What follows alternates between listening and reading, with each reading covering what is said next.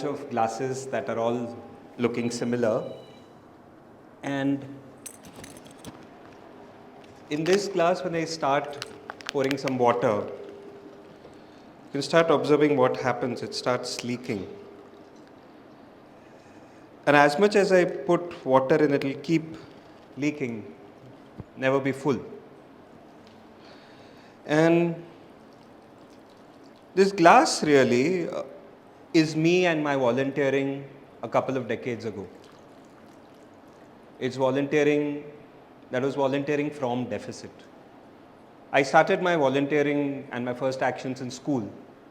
And then as a school student, I started engaging in clubs and then started volunteering. And slowly, before I knew it, volunteering became almost like an addiction, an escape.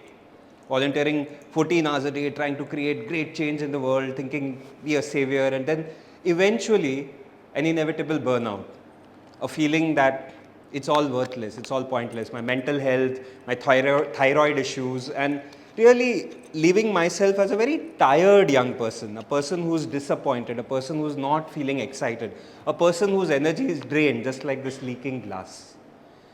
This type of volunteering is what very often happens to volunteers who are trying to give their best to volunteering. And the name I have for that is deficit volunteering. Right? The deficit volunteering really is volunteering where I'm engaging with the society, but I'm losing all my energy just trying to do good and not caring for myself. As Mangal spoke about, this act of selfishness, this act of caring myself is a decisive factor in building long-term volunteering. So then one can ask, saying, okay, if not deficit volunteering, what are we really talking about? How do we volunteer? And for that, I have yet another glass. And here, when I start pouring into this glass, it doesn't leak. It, in fact, starts overflowing after a while.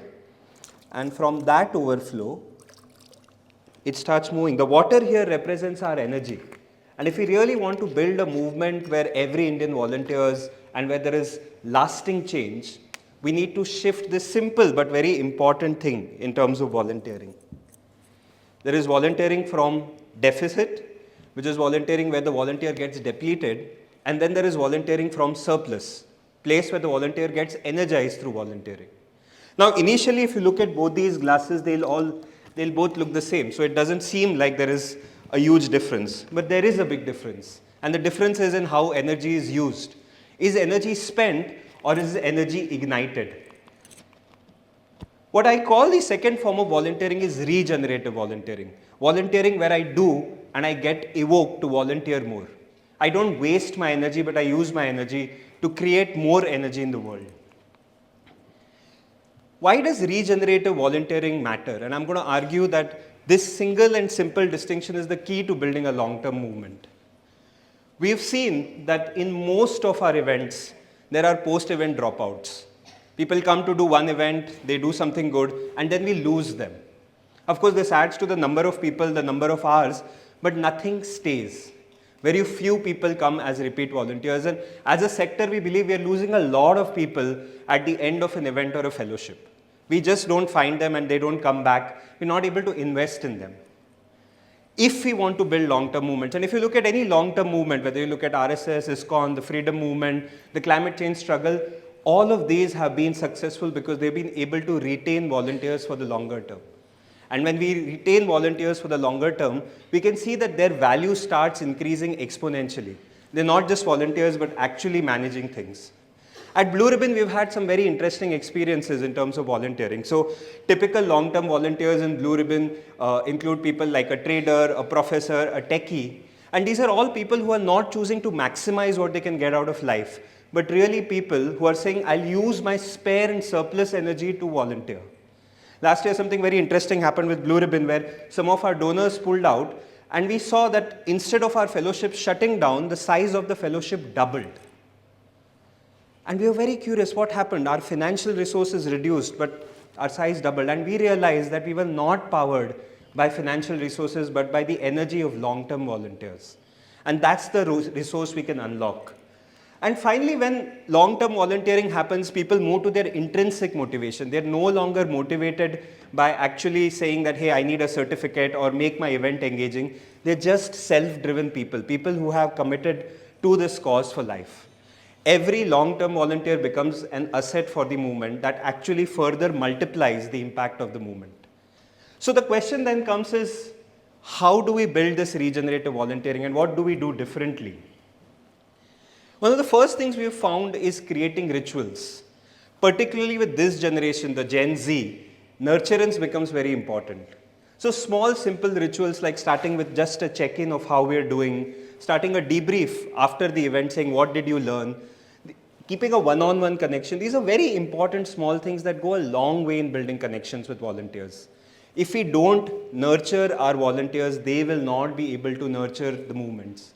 We've seen organizations trying to use volunteers to further their causes. I'm inviting us to flip this and look at volunteers also as people we are creating impact on. When you try to transform the world also must transform you. And we really believe that depleted volunteers will not create the movement we want to build. So setting up small rituals, and when we work with other fellowships also, we find that the touch point volunteers have with other volunteers, the long-term volunteers, is the single biggest reason why they stay. They remember that this particular volunteer treated me in a certain way and they stay on. So small rituals of checking in, small rituals of making sure that these volunteers are not just left being instrumentalized, but really have a connection are important. The other thing we've learned is to design journeys. We've seen most volunteering organizations design just events and one-off engagements. And we are saying, hey, don't do just one-off events, just don't do touch points. Think of entire journeys. We have this simple language, we call it L1, L2, L3.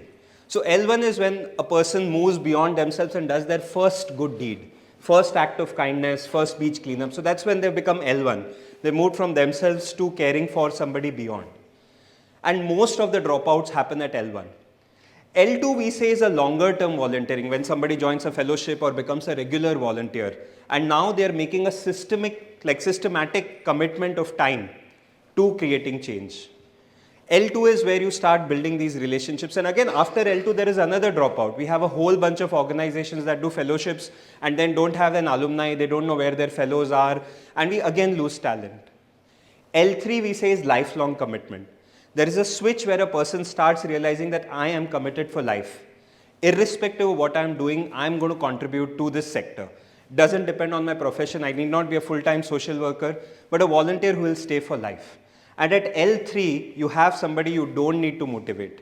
At L3, you have somebody who will become a multiplier for you.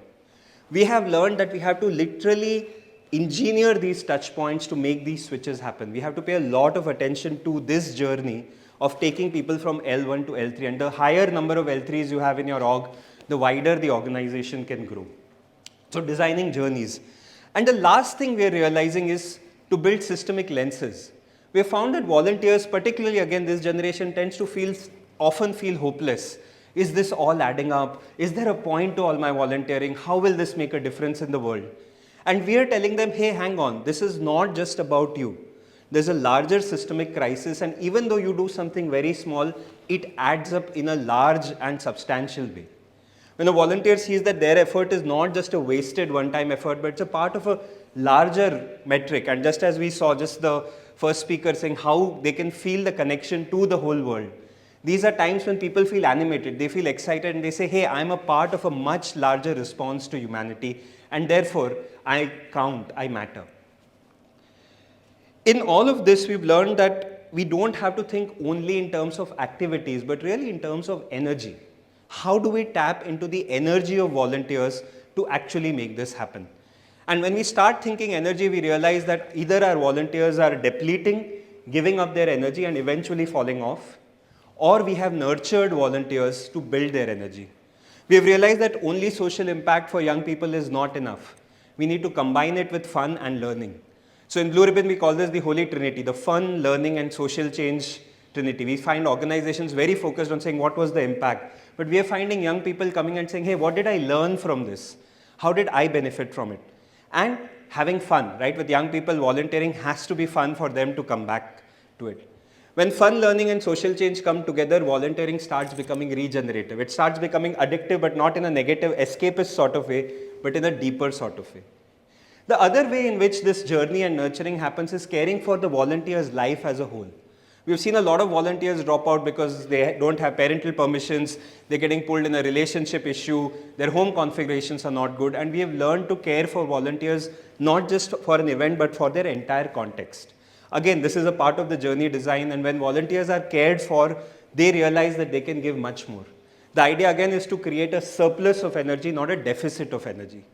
And finally, we've realized that while people are important and purpose is also important, place is also important.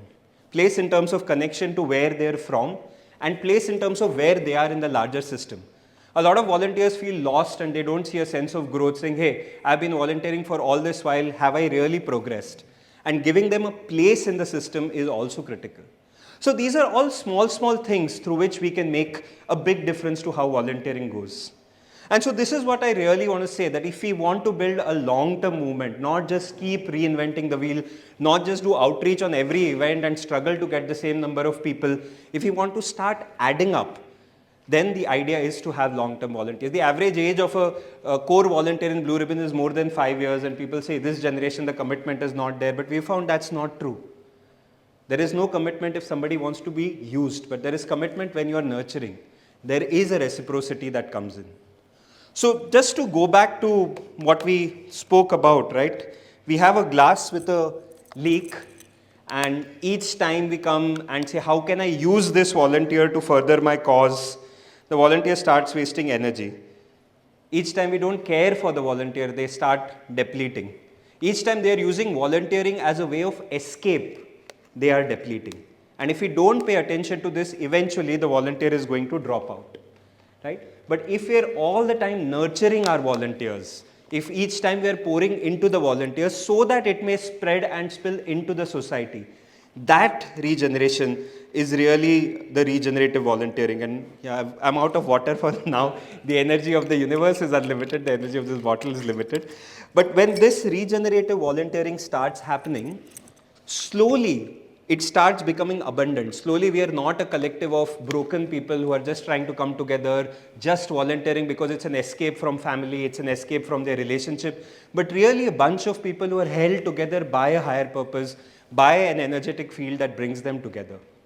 So just to conclude, we may be ambitious about every Indian volunteering, we may want to make a long-term movement, but this can't happen if we keep reinventing the wheel, keep bringing people in and out of this again.